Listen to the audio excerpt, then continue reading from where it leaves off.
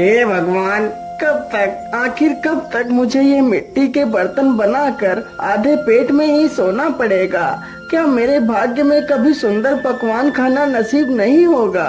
हे ऊपर वाले, कोई ऐसा चमत्कार कर दो कि मैं अपने गांव का सबसे अमीर इंसान बन जाऊं। अजी, आप क्या पूरे दिन वही बातें बड़बड़ाते रहते हो? ईश्वर ने आपके अंदर बर्तन बनाने का इतना अच्छा हुनर दे रखा है, तो उसी हुनर के दम पर हमारा गुजर बसर तो हो ही जाता है।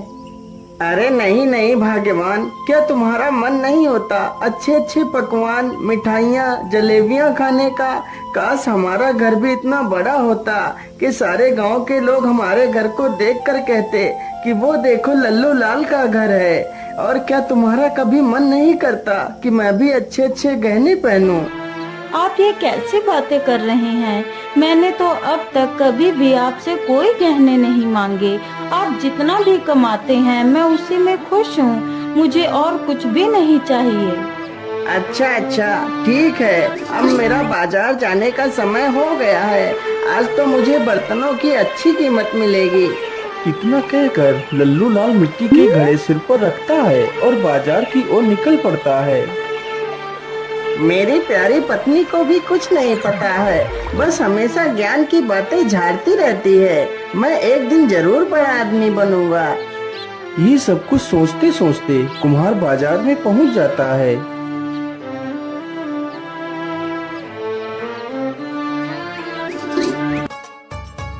आइए आइए भैया, बर्तन ले जाइए। देखिए कितने अच्छे बर्तन हैं। अरे भैया, यह बड़ा वाला मटका कितने रुपए का दे रहे हो? भैया जी, यह मटका सिर्फ 20 रुपए का ही है। क्या 20 रुपए? अरे नहीं नहीं भैया, 20 रुपए तो बहुत ज्यादा है। 20 रुपए में तो पूरे 4 घड़े आ जाएंगे। हाँ, तो जाइए यहाँ से और 4 घड़े ही खरीद लो जाकर।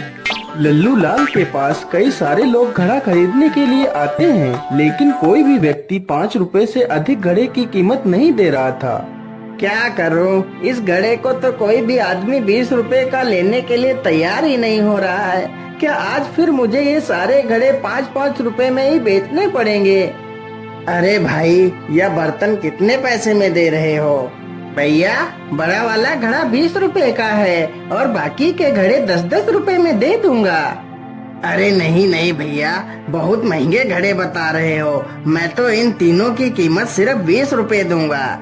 क्या करूं, 20 रुपए तो और किसी ने बोले भी नहीं है इन घड़ों के, या तो फिर भी 20 रुपए दे रहा है। चलो चलो, यह सारे घड़े 20 रुपए में ही बेच देता हूँ।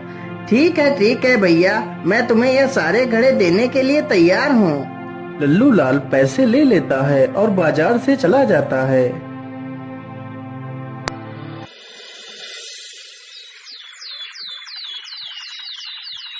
लल्लू लाल नदी के किनारे बैठकर बड़ा आदमी बनने के सपने देख रहा था। क्या करूं, कैसे बड़ा आदमी बनूं? रोज रोज मुझे बर्तन बनाना बिल्कुल भी अच्छा नहीं लगता है। अरे ये क्या, मुझे लगता है या तो कोई बोतल है। चलो चलो, इसे पानी से बाहर निकाल कर देखता हूँ। लल्लू लाल उस बोतल को पानी से बाहर निकाल लेता है। अरे इस बोतल के अंदर क्या है? मुझे लगता है इसमें कोई कागज छिपाया गया है। चलो इसे खोल कर देखता हूँ।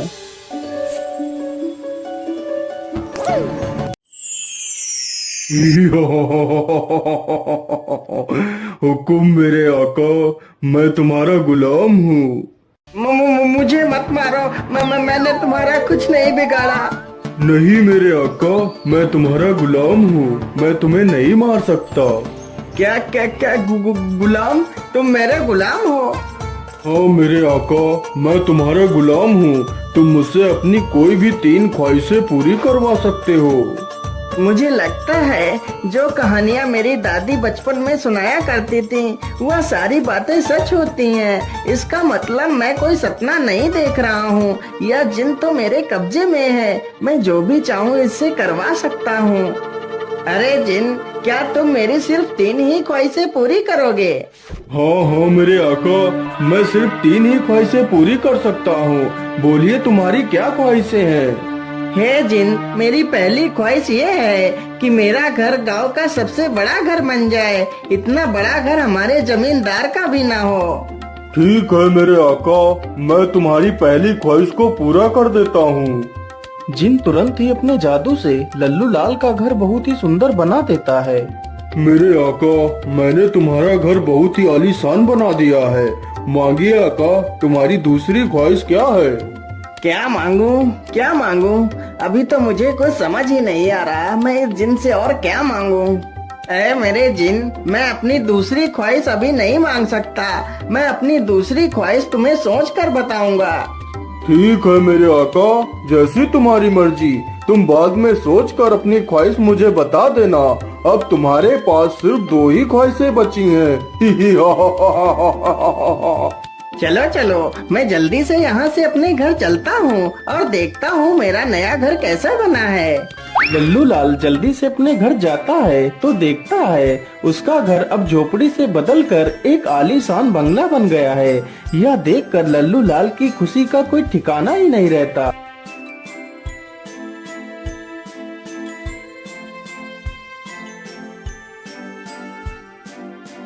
देखा भाग्यवान, कैसे मैंने रातों रात इतना बड़ा बंगला बना दिया। लेकिन जी, आपने रातों रात इतना बड़ा बंगला कैसे बना लिया? मैं तो कुछ समझ ही नहीं पाई, यह सब कैसे हो गया? अरे भाग्यवान, यह सारा कमाल तो उस जिन का है जो मुझे मिला है। क्या? जिन? कैसा जिन?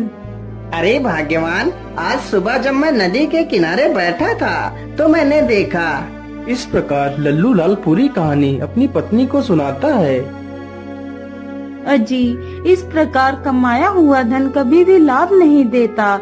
ऐसे धन को प्राप्त कर हमें किसी मुसीबत का सामना न करना पड़े। अरे भाग्यवान, तुम तो बेकार में इतनी चिंता कर रही हो, हमें कुछ नहीं होगा।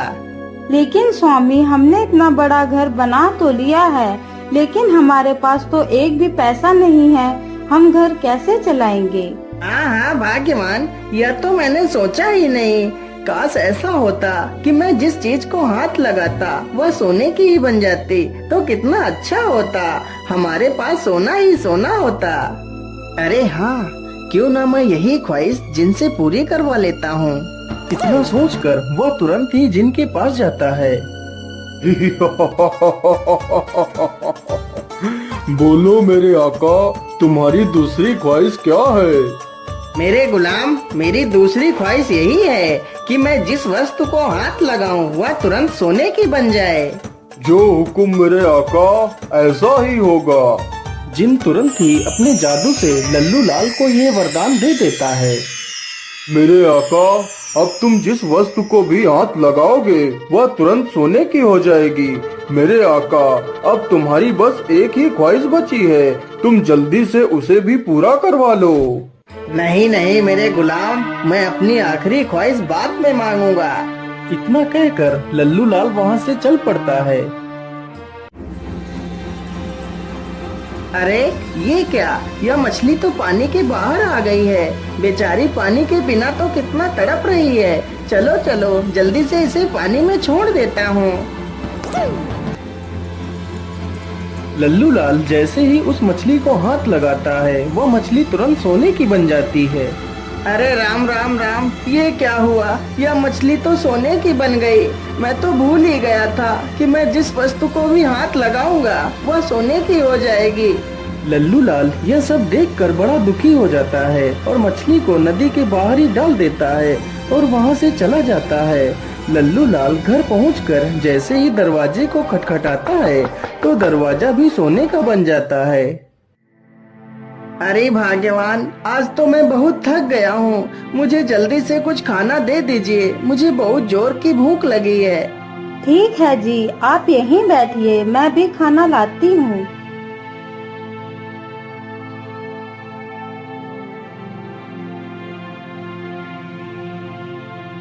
रोहिणी तुरंत ही उसे खाना देती है, लेकिन जैसे ही वह थाली को हाथ लगाता है तो वह थाली सोने की बन जाती है और वह खाना भी सोने का हो जाता है। अरे अरे, ये क्या हुआ? ये खाना अचानक सोने में कैसे बदल गया? फिर लल्लू लाल दुखी होकर पूरी कहानी अपनी पत्नी को सुना डालता है। अजी, तुमने ये क्या नई मुसीबत मोल ली? अब क्या होगा? अब तो तुम किसी भी चीज को छू भी नहीं सकते। अब मेरा क्या होगा? अरे भाग्यवान, तुम रोती क्यों हो? मैं सुबह ही उस जिन के पास जाऊंगा और ये वरदान वापस लेने को कहूँगा। सब कुछ ठीक हो जाएगा भाग्यवान, तुम दुखी मत हो। इतना कहते कहते उसने गलती से अपनी पत्नी को भी छू लिया तो उसकी पत्नी भी सोने की मूर्ति बन जाती है। हे भगवान, ये क्या अनर्थ हो गया मुझसे? भाग्यवान, तुम्हें क्या हो गया? अब मैं क्या करूँगा? नहीं नहीं, मैं अभी जाता हूँ और इस वरदान को वापस कर दूंगा। लल्लू लाल तुरंत ही जिन के पास पहुँचता है। नहीं नहीं मेरे आका, मैं अपने द्वारा दिया गया वरदान वापस नहीं ले सकता। यदि तुम्हारी कोई दूसरी ख्वाहिश है तो वो बता सकते हो। नहीं नहीं जिन, मेरी और कोई ख्वाहिश नहीं है। इतना सुनते ही जिन वहाँ से गायब हो जाता है और लल्लू लाल वहीं पर बैठकर रोने लगता है। तभी उसकी नजर उस बोतल पर पड़ती है जिसमें वह जिन रहता था। अरे, इसमें ये पर्ची कैसी पड़ी है? यह पर्ची तो मैंने पढ़ी ही नहीं थी। चलो चलो, इसे पढ़ लेता हूँ। ये जिन एक दुष्ट जिन है। यह व्यक्ति की 3 ख्वाहिशें पूरी कर सकता है, लेकिन जैसे ही ये जिन आखिरी ख्वाहिश पूरी करेगा तो ख्वाहिश मांगने वाला इंसान इसी बोतल में कैद हो जाएगा और यह जिन हमेशा के लिए आजाद हो जाएगा। हे भगवान, अब मैं क्या करूँगा? यदि मैं इससे तीसरी ख्वाहिश मांगूंगा तो मैं इसी बोतल में कैद हो जाऊंगा। अरे नहीं नहीं, अब मैं क्या करूँ? किससे मदद मांगू? लल्लू लाल निराश होकर वहाँ से चला जाता है और एक पेड़ के नीचे बैठकर रोने लगता है। अब मैं अकेला क्या करूँगा भाग्यवान? काश मैंने तुम्हारी बात मानी होती और लालच ना किया होता तो आज तुम सुरक्षित होती। क्या बात है बेटा, तुम क्यों रो रहे हो? तुम्हें क्या कष्ट है? बाबा, मेरा नाम लल्लू लाल है। फिर लल्लू लाल अपनी पूरी कहानी उस साधु को सुनाता है। अब आप ही बताइए बाबा, मैं क्या करूं? क्या मेरी पत्नी कभी ठीक नहीं हो पाएगी? नहीं नहीं पुत्र, तुम्हारी पत्नी को ठीक करने का सिर्फ एक ही उपाय है। तो जल्दी से बताइए ना बाबा, मैं अपनी पत्नी को कैसे ठीक कर सकता हूँ? पुत्र, उसके लिए तुम्हें अमर कुंड का जल लाकर अपनी पत्नी पर छिड़कना होगा, तो तुम्हारी पत्नी पुनः पहले जैसी हो जाएगी और तुम्हारा यह वरदान भी नष्ट हो जाएगा। लेकिन बाबा, यह अमर कुंड कहाँ है? बेटा, यह अमर कुंड कौतूहल की पहाड़ियों में स्थित है। लेकिन बेटा, सावधानी से जाना, वहाँ पर एक मायावी राक्षस भी रहता है जो तुम्हें देखकर नुकसान भी पहुँचा सकता है। साधु की यह बात सुनकर लल्लू लाल तुरंत अपने घर की ओर निकल पड़ता है।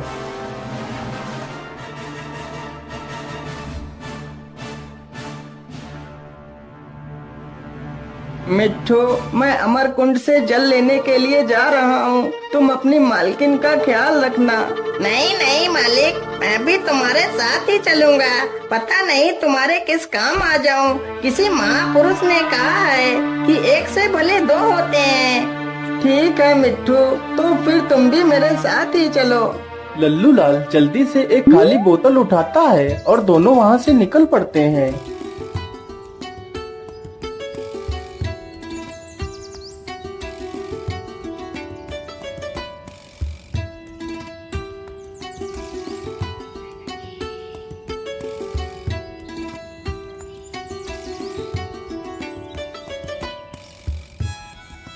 मालिक, मुझे लगता है वह अमर कुंड इस गुफा के अंदर ही होगा। हाँ हाँ मिट्टू, तुम ठीक कहते हो। चलो जल्दी से इस गुफा के अंदर चलते हैं।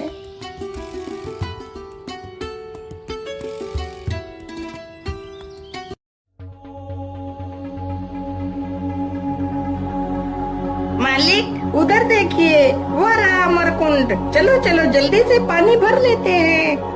नहीं नहीं मिट्टू, अमरकुंड के पास जाने से पहले हमें सही ढंग से देख लेना चाहिए।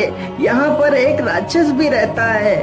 लल्लू लाल तुरंत ही जमीन पर पड़े एक पत्थर को उठाता है और अमरकुंड के पास फेंकता है। जैसे ही पत्थर अमरकुंड के पास गिरता है तो राक्षस तुरंत वहाँ पर आ जाता है। अरे कौन है? कौन है यहाँ पर? जल्दी से मेरे सामने आओ, नहीं तो मैं तुम्हें मार डालूंगा। अरे मुझे लगता है यह पत्थर ऐसे ही लुढ़क कर आ गया होगा। आस पास तो कोई नहीं दिखाई दे रहा है। चलो चलो, मैं यहीं पर थोड़ा सा आराम कर लेता हूँ। राक्षस वहीं पर लेटकर आराम करने लगता है। अरे मालिक, यह राक्षस तो कुंड के पास ही लेट गया है। यदि तुम वहाँ जाओगे तो यह राक्षस जरूर उठ जाएगा। हाँ हाँ मिट्टू, तो फिर हम जल कैसे लाएंगे? मालिक तुम यहीं पर रुको, मैं उड़ता हुआ जाता हूँ और अपनी चोंच में पानी भरकर ले आता हूँ। मिट्टू तुरंत उड़कर जाता है और जल्दी से अपनी चोंच में पानी भर लेता है और जल्दी से वापस लल्लू लाल के पास आ जाता है। चलो चलो मिट्टू, हमें जल्दी से यहाँ से निकलना चाहिए और तुम्हें यह जल अपनी चोंच में ही भरकर रखना होगा। यदि गलती से मैंने यह पानी छू लिया तो यह भी सोना बन जाएगा। इस पानी को तुम्हें अपनी मालकिन के ऊपर डालना है। दोनों जल्दी ही वापस अपने घर पहुँच जाते हैं। मिट्टू के पानी डालते ही रोहिणी फिर से वापस अपने वास्तविक रूप में आ जाती है। यह देखकर लल्लू लाल बहुत खुश हो जाता है। मेरे आका, तुम्हारी आखिरी ख्वाहिश अभी पूरी करनी बाकी है। बोलो मेरे आका, तुम्हारी आखिरी ख्वाहिश क्या है? नहीं नहीं जिन, अब मेरी कोई ख्वाहिश नहीं है। तुम यहाँ से चले जाओ। नहीं नहीं मेरे आका, तुम्हें मुझसे अपनी आखिरी ख्वाहिश तो पूरी ही करवानी पड़ेगी, नहीं तो मैं तुम्हें मार डालूंगा। हे भगवान, अब मैं क्या करूं? मैं एक मुसीबत से निकल नहीं पाया कि दूसरी मुसीबत मेरे सामने खड़ी हो गई है। ठीक है जिन, मैं कल तुमसे अपनी आखिरी ख्वाहिश पूरी करवाऊंगा। तो फिर ठीक है मेरे आका, मैं चलता हूँ। मैं कल फिर से आऊंगा। क्या करूं? कैसे छुटकारा पाऊं इस जिन से? क्या करूं? क्या करूं? हाँ, ये सही रहेगा। अरे भाग्यवान, मैं जंगल जा रहा हूँ। मैं अभी जल्दी ही वापस आ जाऊंगा।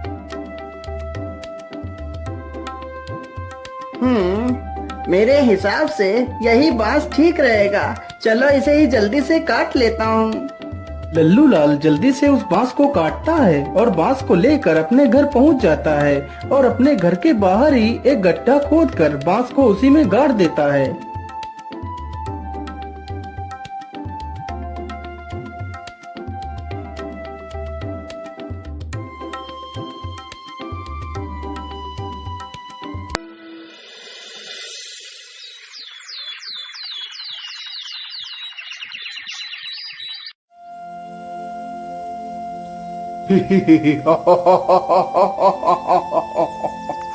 बोलिए मेरे आका, तुम्हारी आखिरी ख्वाहिश क्या है? अरे ओ मेरे गुलाम, मेरी आखिरी ख्वाहिश यही है कि जो यह बांस जमीन में गड़ा हुआ है, इस बांस पर तुम्हें 20 साल तक चढ़ना है और फिर नीचे उतरना है, फिर चढ़ना है और फिर नीचे उतरना है। यह कार्य तुम्हें लगातार 20 साल तक करना है। यह सुनकर तो जिन के होश उड़ जाते हैं। वह पहले दिन तो आसानी से चढ़ उतर लेता है।